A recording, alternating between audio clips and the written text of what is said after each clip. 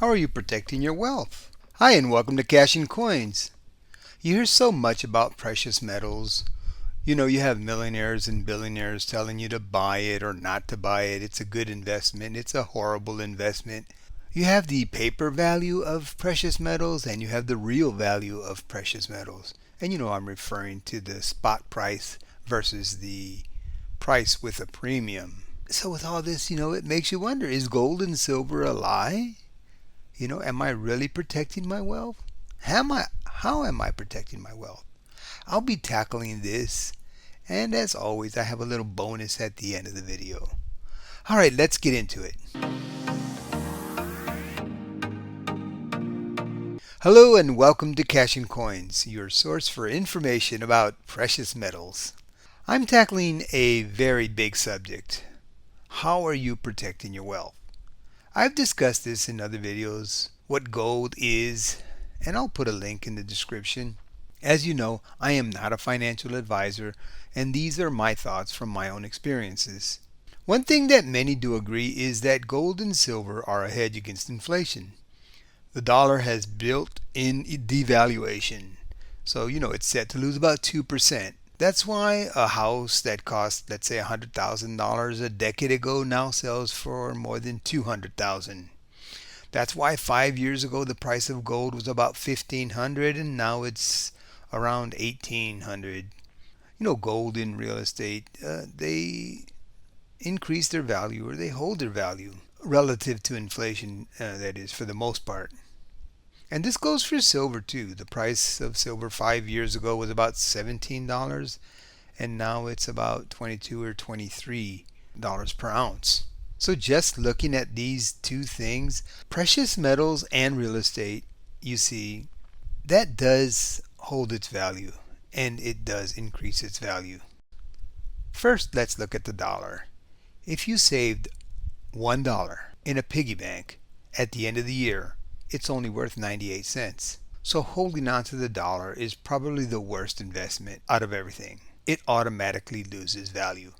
It's like when you buy a new car. As soon as you pull it off the lot, it's worth less than what you just paid for it. So what about gold and silver? Gold really holds its value, but silver, gold's cousin, does hold its value. It creeps up there with gold. If you Google, silver manipulation, you would get millions of hits on this. And if you look at recorded history and lawsuits, you will find out that, yes, silver is manipulated, but I'm not going to get into all of that. But knowing this, you think, should I still invest in it? That only you can decide. I have decided to do it because historically, it does the job holding its own. Now, with the Basel III rules coming up, gold being upgraded to a Tier 1 asset, gold is unquestionably the way to go. Now, I'm showing you an article on gold here. I do want to tell you, I go through dozens of articles, and to find the best ones, sometimes, they're all good. So, and I do want to share all of them with you, but, obviously I can't. If you know anything about gold and silver and about Warren Buffett, the billionaire, he only has bad things to say. I'll put that link here down in the description. But we can go over it a little bit. Warren Buffett hasn't changed his investment philosophy. Mr. Buffett is not a fan of gold as an investment. And here are a few of his comments about the precious metal. Gold gets dug out of the ground in Africa or someplace. Then we melt it down, dig another hole, bury it again, and pay people to stand around guarding it. It has no utility. Referring to gold, it's a lot better to have a goose that keeps laying eggs than a goose that just sits there and eats insurance and storage and a few things like that. And Buffett also said, you can take all the gold that's ever been mined and it would fill a cube 67 feet in each direction. For what it's worth, at current gold prices, you could buy not some, all the farmland in the United States, plus you could buy 10 ExxonMobil, plus have $1 trillion walking around money. Or you could have the big cube of metal. Which would you take? Which is going to produce more value? What's interesting about these quotes is that they don't apply to Barrick gold. Unlike gold, Barrick gold keeps laying eggs in the forms of profits and dividends. it doesn't bury the gold in the ground. It sells it to others who bury it in the ground. And Berkshire Hathaway is happy to collect dividends from others' foolishness. Yeah. So I just wanted to read that article there about, because Warren Buffett did buy Barrick Gold, but then he sold out of it. So, and they say he didn't really buy gold, he just bought the mining company because that was making money. And I also read this other article. It says Buffett's always been negative on gold. His own company doesn't pay a dividend.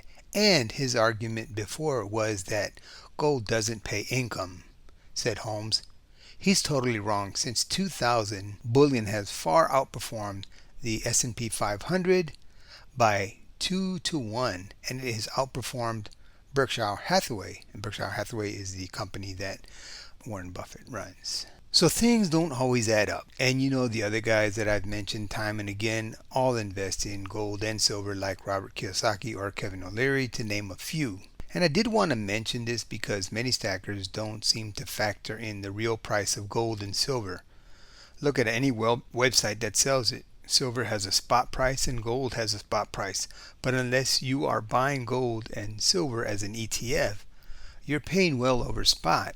For gold, you can easily pay $100 over spot per ounce. And for silver, like the American Silver Eagle, people were paying $10 over spot just a month ago. So the real value is much more than the paper values, especially when purchasing physical gold and silver. If you are selling and you are not selling it to an individual, then you have to look at the spot price and realize that you will get less than the premium you paid for. Unless you've held it for a while, as you know, spot price tends to go up, and precious metals are a long-term investment. Some see this as silver and gold to be the big lie. You are lured to believe one thing when in reality it's a different thing. You have to really know the game to come out ahead. Anyone in this business knows this. So do your homework. Find a buyer that you trust and get the most out of your gold and silver, or it will be the big lie that some say it is. Now, as I said, I always give you a bonus at the end. Gold and silver can be a lot of things to a lot of people. Inform yourself as to what direction you want to go with precious metals. Will it be a hedge against inflation? Will it be insurance? Will it be an investment or a savings? Or will you use it as a collectible, as an art piece, the numismatic side of silver and gold? Research is the key, and setting a goal is key. Once you figure out what you want and how you are going to get it, put your plan in place. My first video started off with the quote, "A journey of 1,000 miles begins with one step." And I couldn't have said that better, because you have to take that one step. Whether it's planning, buying, deciding what it is you want to do, setting your goals. Let me know in the comments, how do you feel about gold and silver? Is it the way to protect your wealth? Or is gold and silver the big lie? I do want to thank you for watching Cash and Coins. Please like, share, and subscribe if you have not. And like I said, let me know your thoughts in the comment. Thank you, and have a wonderful, wonderful day. And I'll see you on the next video.